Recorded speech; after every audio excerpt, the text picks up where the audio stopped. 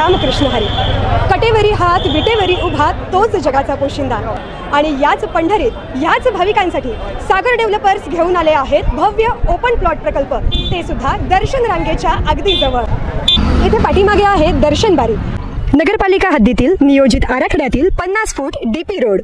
संपूर्ण प्रोजेक्टमध्ये अंतर्गत street lights, plot demarcation, plantation आणि प्रत्येक प्लॉटला स्वतंत्र नळ कनेक्शन. संपूर्ण प्रोजेक्टला तारेचे कंपाऊंड. ज्येष्ठ नागरिकांना बसण्यासाठी बेंचेस. चला तर मग आत्ताच बुक करा मठासाठी किंवा आपल्या हक्काच्या घरासाठी आपल्या हक्काचा प्लॉट, तेही अगदी माफक दरात. ताज्या घडामोडी पाहण्यासाठी आमच्या YouTube चॅनलवरील PVR म्हणजेच पंढरी वार्ता या न्यूजला सबस्क्राइब करा आणि शेजारील बेल आयकॉनवर क्लिक करा. कुठल्याही परिस्थितीमध्ये बेकायदेशीर वाळूच्या संदर्भातली भूमिका सहन केली जाणार नाही. संबंधित अधिकाऱ्यांच्या संमतीशिवाय हा वाळू उपसा होत नाही. स्थानिक प्रशासन सोबत असल्याशिवाय, स्थानिक यंत्रणा सोबत असल्याशिवाय हा वाळू उपसा होत नाही. त्यामुळं हे प्रकरण खूप गंभीर आहे. सोलापूर जिल्ह्यात होणारा अवैध वाळू उपसा व वाहतूक पूर्णपणे रोखण्यासाठी कठोर कारवाईच्या सूचना मागील महिन्यात सोलापूर येथे झालेल्या DPCच्या बैठकीनंतर बोलताना पालकमंत्री जयकुमार गोरे यांनी दिल्या होत्या.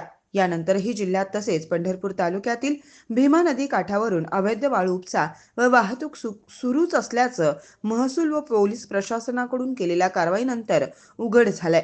त्यामुळे पालकमंत्री व जिल्हा प्रशासन कठोर कारवाईच्या तयारीत असतानाही वाळू माफिया मात्र ही बाब फारशी गंभीर घेत नसावेत अशीच चर्चा होताना दिसून आली आहे. अवैध वाळू उपसा करून नदी काठापासून दूर अंतरावर साठा करून त्याची विक्रीसाठी वाहतूक करण्याचे प्रकार रोखले जावेत, यासाठी आता जिल्हाधिकारी कुमार आशीर्वाद यांनी एक आदेश काढलाय.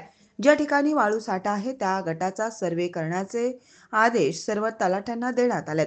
संबंधित वाळू किंवा मुरुम बेकायदा असल्याचं आढळल्यास त्यांच्यावर तात्काळ कारवाई केली जाणार आहे.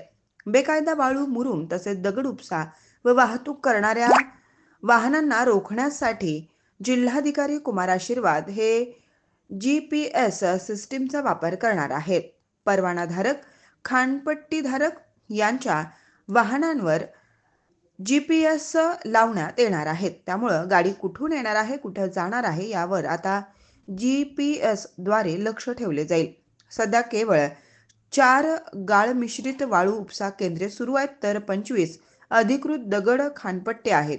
असं असतानाही जिल्ह्यात 250हून अधिक बेकायदा दगड, खडी व मुरुम उपसा सुरू असल्याची चर्चा आहे. हा गंभीर प्रकार रोखण्यासाठी ज्या ठिकाणी उपसा होतो त्या ठिकाणी येणारे विजेचे बिलही तपासले जाणार असल्याचं म्हटलं जात आहे. जिल्हाधिकारी यांच्या आदेशानं ज्यांच्या शेतात अथवा खुल्या जागेत अवैध वाळू साठा आढळून येईल त्यांच्यावर कारवाई करण्याची जबाबदारी संबंधित तलाठी पार पाडणार का, हेच आता पाहावं लागणार आहे.